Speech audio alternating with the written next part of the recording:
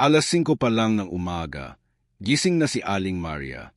Sa maliit na kuwartong upa sa Tondo, nag-init na siya ng tubig sa lumang takir habang pinipilit pa ring idikit ang mga mata. 50 taon na siya, pero parang mas matanda pa sa aktual na edad niya ang katawan. Balikat na nakayuko na parang laging may dalang mabigat na walis. Mga kamay na puno ng kalyo mula sa bleach at sabon. At mga paa na nakashoot ng sinelas na butas-butas na. Bago umalis, nagdasal muna siya sa harap ng maliit na altar. Panginoon, bigyan niyo po ako ng lakas ngayong araw. At patawarin niyo po ang mga bibig na hindi nakakaalam. Pagkatapos, kinuha niya ang lumang bag na puno ng basahan, mop at 2 balde, at sumakay ng jeep papuntang Recto. Sa St. Augustine Medical University, isa si Aling Maria sa pinakamaagang darating. 6:30, naka-uniforme na siya, birding polo na may maliit na logo ng SAMU at itim na palda na hanggang tuhod. Hawak ang kanyang ay na nakasabit sa leeg. Maria Santos, janitress. Sa 3rd floor ng Medicine Building, nagsisimula na ang routine niya. Una, ang mga lecture halls. Binubuksan niya ang mga ilaw. Pinupunasan ang mga upuan na may gum at doodles ng mga estudyante at nilalagyan ng air freshener ang mga banyo na amoy formalin pa rin kahit linggo. Habang nagpupunas, naririnig niya ang mga bulungan ng mga bagong dating na estudyante. Uy, si Aling Maria na naman. Parang hindi naubusan ng energy yan ay. Pero ang baho ng pabango niya, parang daw ninahalo-halo. Janitress nga lang eh. Wala namang ibang alam kundi magwalis. Tumawa sila ng malakas. Hindi naman nakatingin si Aling Maria, pero narinig niya lahat. Matagal na siyang sanay. Tahimik lang siyang nagpatuloy sa paglilinis ng whiteboard na puno pa ng formulas ng biochemistry. Habang pinupunasan niya ang Krebs cycle na nakasulat sa marker, bigla may estudyanteng lalaki na dumaan sa likuran niya. Aling, bilisan mo nga dyan. May class na kami mamaya. Baka makalimutan mong linisin yung dumi ng utak mo. Sabay tawa ulit ng mga kaibigan niya. Ngumiti lang si Aling Maria. Opo, iho, matatapos na po. Hindi nila alam na habang pinupunasan niya ang board, nakatingin siya sa equation ng glycolysis at tahimik na binubulong sa sarili. Glucose panandang pandigdag 2, Na panandang pandigdag 2, A panandang pandigdag 2P. 2 pyruvate panandang pandigdag 2, NAD panandang pandigdag 2, AT. Tama pa rin. Matapos ang mahigit 20 taon, tama pa rin. Nasa kusina na siya ng faculty room nang makita niya si E.R. Victor Reyes, ang bagong chairperson ng Department of Internal Medicine. Matangkad, guwapo, at kilalang-kilala sa pagiging strikto. Kasama niya ang ilang junior faculty. Maria, pakilinisan mo nga tong mesa ko. May tumapon na cup kanina. At pakikalmahan mo rin yung pabango mo ha. Nakaka-distract sa class. Opo, Doc. Sagot niya ng mahina habang kinuha ang basahan. Habang nagpupunas, narinig niya ulit ang usapan nila. Alam mo, Doc Vic, dapat talaga palitan na yung mga janitors natin. Ang tatanda na eh. Baka mamaya makalimutan na lang bigla kung saan itinapon ang basura. Pero mura sila eh. Sayang din ang budget. Saka yung isa pa, parang may attitude problem. Tahimik pero para bang may tinatago. Tumawa sila. Hindi na nakatingin si Aling Maria, pero naramdaman niya ang init sa kanyang pisngi. Tahimik niyang kinuha ang basurahan at lumabas. Sa hallway, nakasalubong niya si Stephanie, isa sa mga top students sa 3rd year medicine. Maganda, mayaman, at kilala sa pagiging matapang sa recitation. Hawak niya ang kanyang iPhone habang nagre-record ng vlog. Guys, welcome to another day in med school. Ang hirap talaga ng biochem, pero kaya natin to. Anyway, andito na naman si Aling Maria, hello po. Sabay kindet sa camera.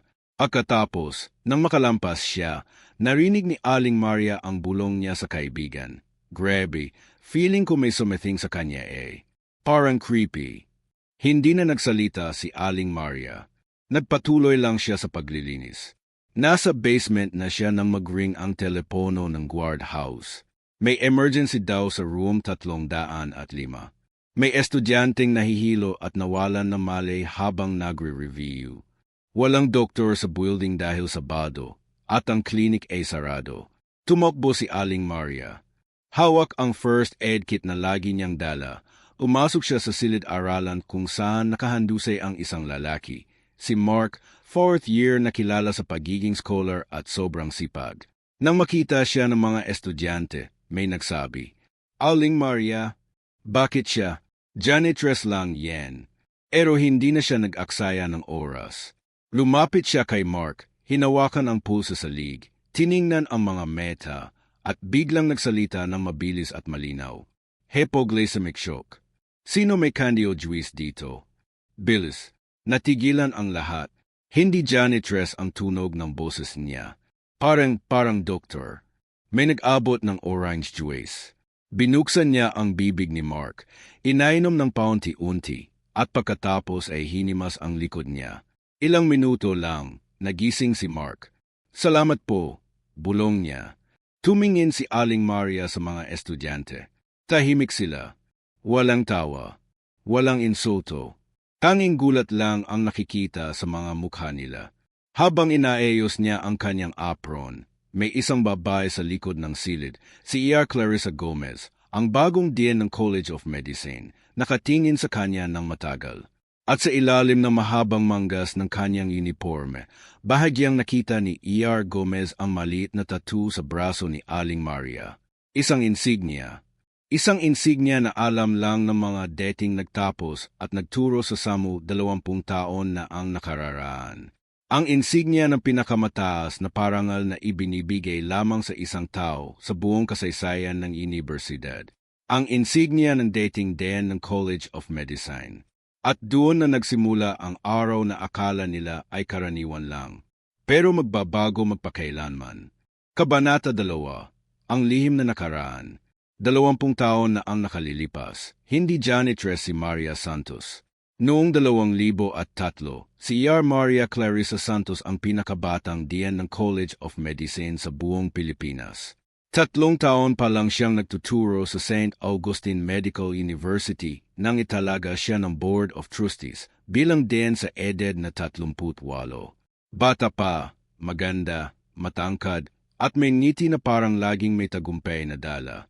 Sa opisina niya sa 5th floor ng Medicine Building, ang mismong opisina na nililinis niya ngayon gamit ang basahan at Windex, nakadisplay ang mga plakang ginto. Most Outstanding Professor 1,900 at 79. Youngest Full Professor in Asia 2001. Pioneer in Pediatric Oncology Research. Lahat ng estudyante noon, hinintay ang class niya. Kahit sabihing terror, lahat gustong makapasok sa section niya. Siya ang gumawa ng curriculum na ginagamit pa rin hanggang ngayon. Siya ang nag-imbita ng mga world-class speakers mula sa Harvard at Johns Hopkins. Siya ang nagbigay ng full scholarship sa mahigit 200 mahihirap pero matatalinong estudyante mula sa probinsya. Pero hindi lahat masaya sa tagumpay niya. May mga naiinggit. May mga matatanda sa faculty na ayaw tanggapin na isang babaeng probinsyana mula sa Leyte ang umakyat ng ganoon kabilis. Lalo na si Victor Reyes, ang mismong Victor Reyes na chairperson ngayon. Noon, junior faculty pa lang siya at lihim na naiinggit dahil palagi siyang natatalo sa research grants at awards. May isa pang propesor, si Edgardo Lim, na lihim na nagpapakalat ng tsismis na binili raw ni Maria ang posisyon niya. Isang araw ng Mayo 2005, may malaking skandal ang sumabog.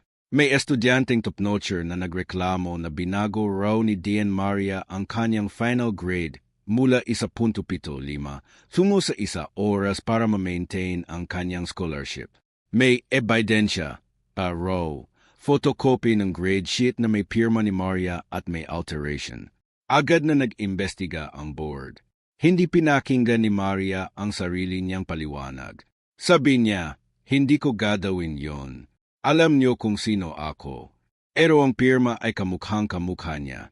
At ang estudyanteng nagreklamo ay anak ng isa sa mga board members. Sa loob ng 2 linggo, natanggal siya sa pwesto. Walang due process. Walang pagkakataon na makapagsalita sa harap ng buong faculty. Isang press conference lang at inianunsyo na nagbitiw sa pwesto si Dean Santos dahil sa personal na dahilan. Nawalan siya ng lisensya bilang doktor. Nawalan ng trabaho. Nawalan ng pangalan. Umuwi siya sa Leyte. 2 taon siyang nanatili sa kanilang lumang bahay. Halos hindi lumalabas. Ang kanyang ina, na noon ay may cancer na, namatay makalipas ang 1 taon. Walang-wala na siya. Ang kanyang ama, dating guro, namatay din sa attack sa puso nang mabasa ang balita sa dyaryo. Noong 2008, bumalik siya sa Maynila. Walang makakilala sa kanya.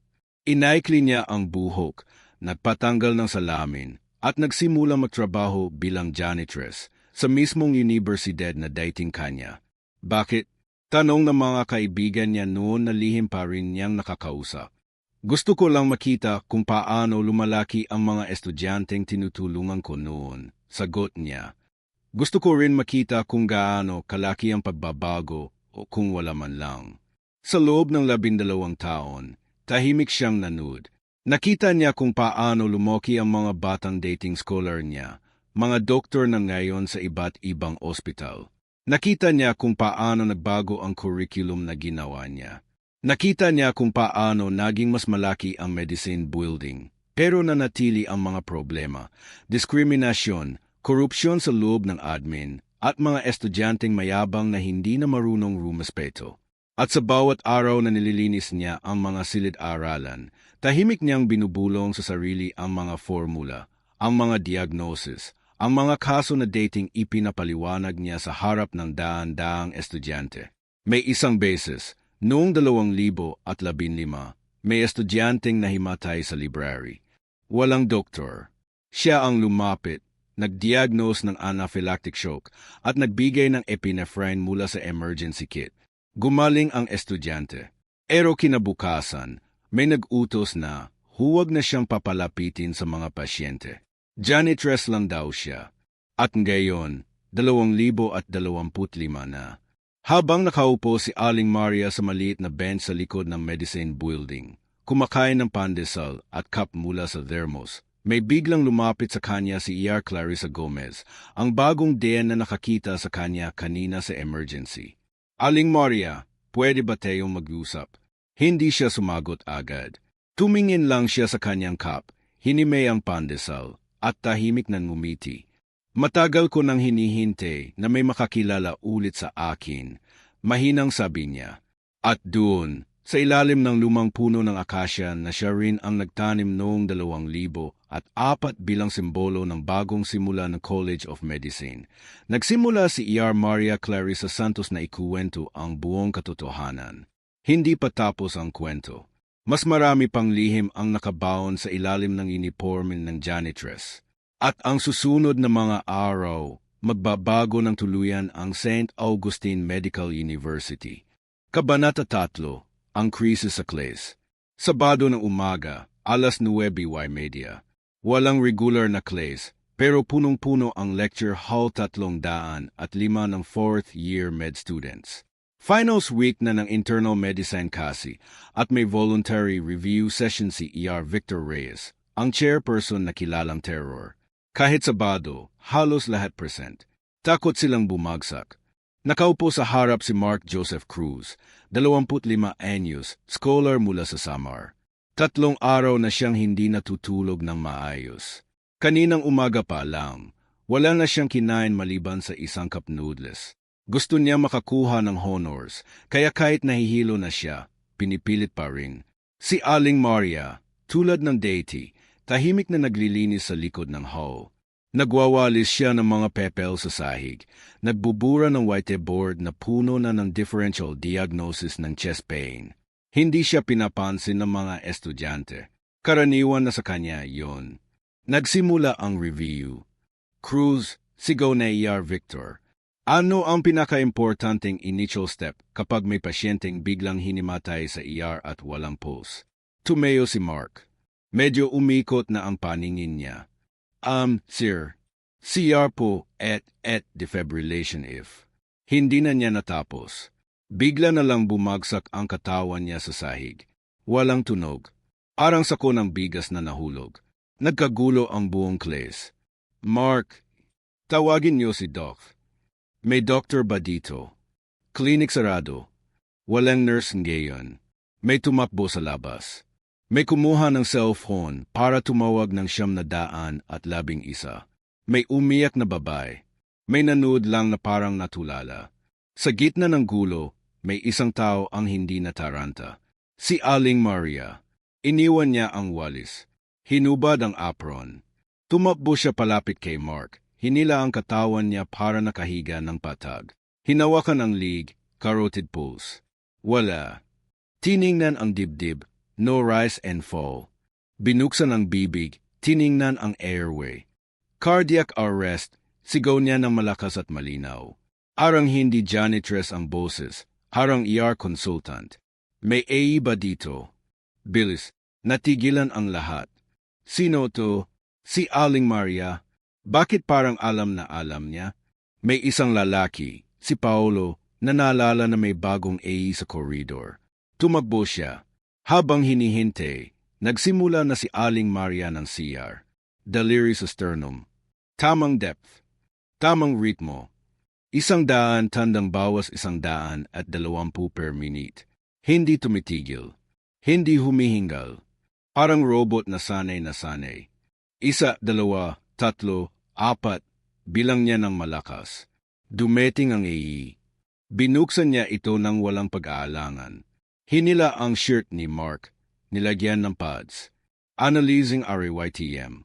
Shock advised. Clear. Pindot. Bumitaw ang katawan ni Mark. Walang pulse pairing. Ulit-ulit. CR. Shock. CR. Shock. Sa ika-4 na cycle, biglang bumalik ang pulse. Mahina pero mayroon na. May pulse na. Dalhin niyo sa EGA. Bilis. Parang hindi siya napagod. Ni Pawis ay hindi nakita sa noo niya. Biglang tumahimik ang buong hall. Si ER Victor Reyes, nakakadating lang mula sa faculty room, nakita ang buong pangyayari. Nakatayo siya sa pinto, nakabuka ang bibig. Hindi makapaniwala. Maria, paano mo alam lahat yan? Hindi siya sumagot agad. Tumingin lang siya kay Mark na unti-unti nang nakakaroon ng kulay sa mukha. First year ko pa lang po alam ko na yan. Doc, mahinang sagot niya. Matagal na po. Tumingin si ER Victor sa kanya ng matagal. Bigla may alaala na bumalik sa isip niya. Noong 2004, may estudyanteng nahimatay din sa class. Isang babaeng diyan noon ang tumakbo, nag-fever, at nagligtas sa buhay ng estudyante. At ang babaeng yun, hindi na niya natapos ang pag-iisip. Dahil si ER Clarissa Gomez, ang kasalukuyang DN, na nakita rin ang buong pangyayari, lumapit kay Aling Maria at hinawakan ang kamay niya. Maria, ikaw ba talaga yan? Tahimik lang si Aling Maria. Tumingin siya sa mga estudyante na kanina lang ay nang iinsulto sa kanya. Ngayon, nakayuko silang lahat. May umiyak. May nanginginig. Den Clarissa, sagot niya ng mahina pero malinaw. Ako po si ER Maria Clarissa Santos. Doting den ng kolehiyong ito. At dating guro nyo na ER Victor. Arang bomba ang sumabog sa loob ng lecture hall 305. Lahat nagtinginan. Lahat natulala. Ang janitress na kanina lang nila tinatawag na Aling Maria lang. Ang babaeng kanina lang nila pinagtatawanan dahil sa amoy downy at sinelas na butas. Siya pala ang pinakadakilang DN sa buong kasaysayan ng St. Augustine Medical University. At ang krisis na akala nila ay trahedya. Naging simula ng pinakamalaking pagbubunyag sa buong campus. Kung napaluha ka, natakot o natuto sa kwentong ito, huwag mong kalimutan, ha? Pindutin niyo na po agad yung like button habang mainit pa ang damdamin niyo. At kung gusto niyo pang maraming ganitong kwento na magpapabago ng pananaw niyo sa buhay, i-subscribe niyo na po at pindutin ang bell para lagi kayong una sa mga bagong kwento. Baka kasi makalimutin kayo pagkatapos nito. Isang pindot lang, Promise, hindi nyo pagsisihan. Salamat po sa panonood. See you sa susunod na kabanata. Kabanata 4, ang pagbubunyag ng katotohanan. Hindi na nakagalaw ang buong lecture hall 305. Parang nagyelo ang oras. Ang mga estudyanteng kanina lang ay nagkakagulo sa takot ay ngayon ay nakatayo ng tuwid, nakayuko, at hindi makapaniwala sa kanilang narinig. Yar Maria Clarissa Santos, bulong ni Stephanie, ang vlogger na kanina lang ay nagbiro tungkol sa creepy na janitress. Namula ang mukha niya. Parang gusto ng lamunin ng sahig. Si Victor Reyes, na nakatayo pa rin sa pinto, biglang nanlamig ang mga kamay. 20 taon na ang nakalilipas, pero ngayon lang niya narinig ulit ang buong pangalan na iyon mula sa bibig ng iba. At mula mismo sa bibig ng babaeng nilate niya kanina lang sa faculty room. Si Clarissa Gomez, ang kasalukuyang diyan, hindi na nakapagpigil. Lumapit siya kay Aling Maria, at ngayon ay malinaw na sa lahat na hindi na Aling ang itatawag. Hinawakan ang dalawang kamay nito at yumuko. Ma'am, pasensya na po. Hindi ko po agad kayo nakilala. 20 taon na po ang nakaraan. Pero lagi ko pa ring binabasa ang mga libro nyo. Lagi ko pa ring ginagamit ang curriculum na ginawa nyo. Kayo po ang dahilan kung bakit ako naging doktor. Tahimik lang si Maria. Tumingin siya sa paligid. Sa mga estudyanteng umiyak. Sa mga propesor na nakayuko. Sa sahig na kanyang pinunasan sa loob ng 12 taon. Walang problema, Den Clarissa, sagot niya ng mahina pero matatag. Matagal ko nang hininte na may makakilala ulit. Bigla may isang 4th year na lalaki, si Paolo, na lumuhod sa harap niya. Ma'am, pasensya na po. Ako po, yung minsang nagsabi na janitress ka lang. Ako po, yung nagtapon ng bubble gum sa upuan niyo at tinawanan ko kayo nung nahirapan kayong kunin. Esensya na po talaga. Sunod-sunod na lumuhod ang iba. May umiyak na babae. May yumakap sa kakles niya. May nanginginig na kamay habang hawak ang cellphone na kanina lang ay ginagamit sa pang-iinsulto. Hindi na nakapagsalita si Victor. Nanatili siyang nakatayo sa pinto, parang estatwa. Kulay abo ang mukha niya. Dahil alam niyang siya ang isa sa mga taong naglagay ng ebidensya noong 2005. Alam niyang siya ang nag-udyok kay Edgardo Lim na magpakalat ng fake grade sheet. Alam niyang siya ang nakinabang nang mawala si Dean Maria. Siya ang napromote agad bilang chairperson pagkatapos ng scandal. At ngayon, 20 taon pagkatapos, nakaharap niya ulit ang babaeng sinira niya ang buhay. Si Maria, lumapit sa kanya. Hindi galit ang mukha. Hindi ring ngiti. Tanging lungkot at habag. Victor, tawag niya sa dating pangalan. Matagal na iyon. Matagal ko nang pinatawad kayo. Kahit hindi niyo pa ako hinahanap ng sorry. Parang sinampaw sa Victor. Biglang bumagsak ang luha niya. Hindi niya napigilan. Ma'am, hindi ko po alam kung paano ako hihingi ng tawad. Hindi niyo na kailangang humingi. Sagot ni Maria. Kailangan niyo lang baguhin ang sistema na ginagamit niyo pa rin hanggang ngayon. Ang diskriminasyon sa mga staff. Ang pang-iinsulto sa mga janitors, guards, at canteen ladies. Ang pagtingin sa kanila na parang mababa sila. Iyan ang kailangang matapos. Tumingin siya sa buong class. Kayong lahat, mga doktor na kayo sa hinaharap. Huwag niyong kalimutan, ang pasyente niyo, ang janitress, ang guard, ang driver, pareho lang tayong tao. May kwento ang bawat isa. May dahilan kung bakit narito. Huwag niyong husgahan ang libro sa pabalat lang. Tahimik ang buong hall. Parang simbahan. Pagkatapos, may isang babaeng 3rd year na lumapit. Si Rachel, dating scholar din mula sa Bicol. Ma'am, bakit niyo po ginawa to? Bakit niyo po tinago ang sarili niyo ng 12 taon? Pwedeng-pwede niyo naman po sanang ipaglaban ang pangalan niyo. Ngumiti si Maria. Unang beses nang ngumiti siya ng buong-buo sa harap nilang lahat. Kasi Rachel, minsan, mas malakas ang pag-ibig kaysa sa pride. Gusto ko lang makita kung paano lumalaki ang mga batang tinulungan ko noon. Gusto ko lang makasigurado na tama ang mga tinuro ko sa inyo. At gusto ko ring makita kung may magbabago ba talaga ang mundo kahit wala na ako sa pwesto. Biglang may tumayo sa likod, si Mark ang naimatay kanina. Mahina pa, pero nakatayo na. Ma'am, salamat po sa buhay ko. Kung hindi po kayo, wala na po ako ngayon. At doon na siya tuluyang umiyak. Yumakap siya kay Yar Maria. Sumunod ang iba. Isa-isa. Hanggang halos lahat ng estudyante ay nakayakap sa dating diyan na kanila lang nakilala bilang janitress. Si Clarissa Gomez, sa gilid, tahimik na umiyak habang nanonood. Dahil alam ng buong admin na kailangang magbago na ang lahat. At ang pagbubunyag ng katotohanan na ito ay hindi lang pagbabalik ng isang pangalan. Ito ang simula ng pagbabalik ng hustisya, ang pagbabago, at ng pagpapakumbaba ng buong St. Augustine Medical University. Kabanata 5, ang pagbabalik ng DN. Makalipas ang 3 araw, umaga na Miyerkules, punong-puno ang Grand Auditorium ng St. Augustine Medical University. Hindi lang estudyante ang naroon.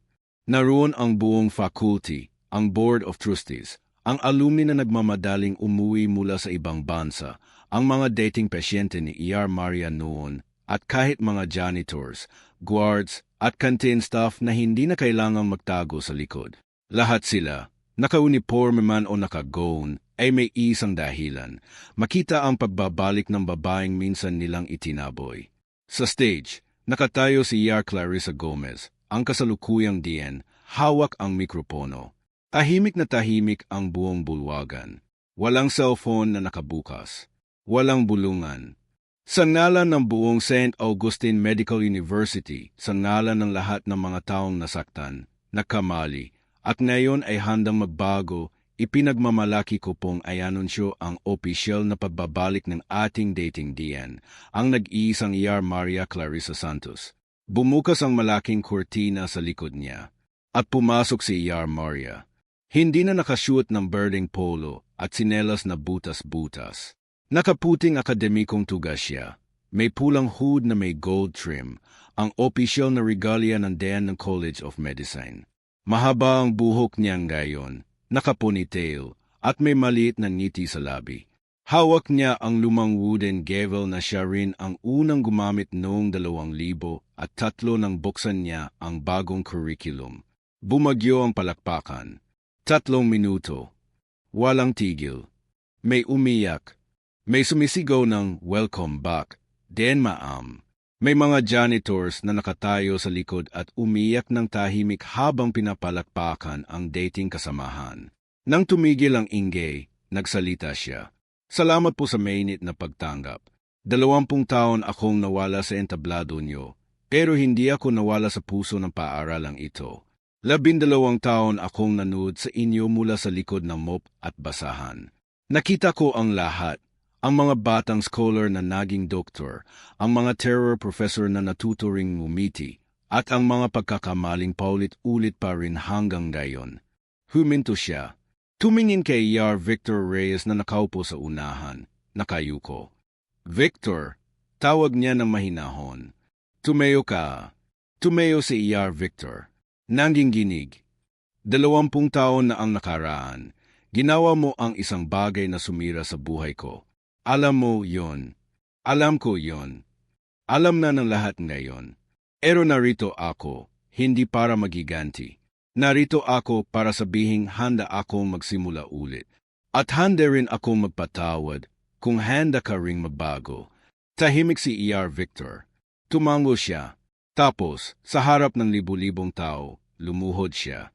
Ma'am, patawarin niyo po ako. Gagawin ko ang lahat para maayos ang mga pagkakamali ko. Tumayo ulit ang palakpakan. Mas malakas pa sa una. Pagkatapos, inilabas ni Yar Maria ang isang malaking envelope. Ngayong araw din, inaaprubahan ng Board of Trustees ang mga bagong pulisya na matagal ko nang ipinaglaban noon at hindi pinakinggan. Isa, full college scholarship para sa lahat ng anak ng janitors, guards, at maintenance staff ng SAMU. 2, pantay-pantay na sahod at benepisyo. walang staff at faculty na division. 3. Bagong subjects, ethics and humility in medicine, compulsory sa lahat ng year level. 4. At ang pinakamahalaga, walang sinuman ang pwedeng husgahan o insultuhin dahil sa trabaho, damit o pinanggalingan. Bumuhos ulit ang palakpakan, pero hindi pa doon natatapos. Dahil sa huling bahagi ng programa, may lumabas na isa pang sober, galing sa isang international foundation. Sa ngalan ng Maria Clarissa Santos Foundation, sabi ni E.R. Clarissa, inaanunsyo ko na ang universidad ay tatanggap ng 500 million pesos grant para sa bagong Cancer Research Center at ang buong gusali ay ipapangalan kay E.R. Maria Clarissa Santos. Hindi na napigilan ng lahat. Tumayo silang lahat. Sumigaw. Umiyak. May mga dating estudyante niya noong 2000 at 3 na ngayon ay mga specialist na. Tumakbo sa stage at yumakap sa kanya. At si E.R. Maria, sa unang pagkakataon sa loob ng 20 taon, umiyak ng malaya sa harap ng lahat. Hindi dahil sa sakit, kundi dahil sa wakas nakauwi na siya. Pero kahit puno ng tagumpay ang araw na iyon, may isang lihim pa siyang hindi pa ibinubunyag. Isang lihim na mas malaki pa sa lahat ng nalabas na. Isang lihim na magpapahiya sa buong Board of Trustees. Isang lihim na magpapabago hindi lang sa SAMU, kundi sa buong sistema ng medisina sa Pilipinas. At ang lihim na iyon, ilalabas niya sa tamang oras, sa tamang lugar, sa harap ng tamang tao. Abangan, Kabanata 6. Isang linggo pagkatapos ng makasaysayang pagbabalik, tahimik na tahimik ang buong campus. Parang bagong simula. Walang nang iinsulto. Ang mga janitors, guards, at staff ay binabati na ng good morning, Dof, ng mga estudyante. Ang mga dating terror professor ay ngumingiti na kapag nakakasalubong ang maintenance. May bagong espiritu sa St. Augustine Medical University. Pero sa likod ng mga ngiti, may isang lihim na naghihintay pa ring sumabog. Isang bayernes ng hapon sa opisina ng DN, ang dating opisina niya na ngayon ay opisyal na opisina niya ulit. Tinawag ni E.R. Maria Clarissa Santos ang buong Board of Trustees, kasama ang lahat ng department chairpersons at ang buong media ng medisina sa Pilipinas. May press conference daw. Emergency. Puno ang conference hall. May live stream sa YouTube at Facebook. May reporters mula sa GMA, ABS-CBN, at international news. Nakaupo sa harap si E.R. Victor Reyes, mukha pa ring puno ng hiya. Sa gilid si E.R. Clarissa Gomez, hawak ang folder na naglalaman ng lahat ng ebidensya. Pumasok si E.R. Maria. Nakaputing suit. Seryoso ang mukha. Magandang hapon po sa lahat. Maraming salamat sa pagdalo. Mayroon akong ihahayag ngayong araw na magpapabago hindi lang sa SAMU, kundi sa buong sistema ng medisina sa ating bansa. Tahimik na tahimik ang lahat. Inilabas niya ang isang malaking booth. Binuksan ito. May mga lumang folder, USB drives, at isang lumang laptop. Noong 2005, tinanggal ako sa pwesto dahil sa peking ebidensya ng grade tampering. Sabi nila, wala raw akong pruweba na inosente ako. Sabi nila, nawala na raw lahat ng files. Pero hindi po nawala. Tumingin siya kay E.R. Victor at sa ilan pang matatandang board members. 12 taon akong janitress dito. At sa 12 taon na yon, tahimik kong kinolekta ang lahat ng ebidensya na kailangan. Mga email, mga recordings, mga bank transactions, mga testigo na handang magsalita ngayon. Binuksan niya ang laptop. Nagplay ang isang audio recording mula 2005. Boses ni E.R. Edgardo Lim. Victor, siguraduhin mo lang na makukopya mo ng tama ang pirma niya. Bibigyan kita ng 2 milyon kapag natanggal na siya. Boses ni E.R. Victor. Naman, dos. Matagal ko nang ginugustong maupo sa pwesto niya. Parang kidlat ang tumama sa conference hall. Sunod-sunod na inilabas ni E.R. Maria ang mga dokumento, bank deposits, fake grade sheets na may watermark na forged, at mga email na nagpapatunay na may ilan pang board members ang nakinabang sa korupsyon sa loob ng universidad, mula sa bidding ng gamit hanggang sa pagtanggap ng estudyante na may backer. At ang pinakamalaking bomba. Noong 2005, hindi lang ako ang biktima. May 47 na mahihirap na estudyante ang tinanggal din sa scholarship dahil ginamit ang pera para sa personal na interest ng ilang tao rito. At ngayon, lahat sila ay mga successful na doktor na sa ibang bansa. At lahat sila ay nandito ngayon. Biglang bumukas ang pinto. Pumasok ang 47 na dating estudyante, mga doktor ng ngayon sa US, Canada, Australia at Europe. Naka-formal attire. Hawak ang mga plakang In Gratitude to Dean Maria Clarissa Santos. Isa-isa silang lumapit sa stage at yumakap kay Maria. At sa harap ng buong media, inianunsyo niya ang pinakamalaking twist. Sa araw na ito, inilulunsad ko ang Maria Clarissa Santos Foundation na may initial endowment na 2.5 billion pesos. Pera mula sa mga patents ko sa pediatric oncology na hindi ninyo alam na akin pa rin. Lahat ng corrupt officials dito ay kasalukuyang inimbestigahan ng NBI. At lahat ng biktima noon ay makakatanggap ng hustisya at kabayaran. Tumayo ang buong hall. Palakpakan, iyakan, sigawan, at si Victor Reyes sa harap ng lahat lumuhod ulit. Then gagawin ko ang lahat para makabawi. Tumungo si Maria at hinawakan ang balikat niya. Victor, tumayo ka. Ang hustisya ay hindi para maghiganti, para magbago.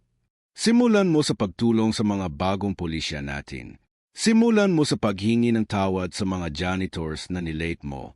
At simulan mo sa pagtuturo sa mga estudyante na ang tunay na doktor ay hindi lang marunong mag-diagnose, kundi marunong magmahal at rumispeto.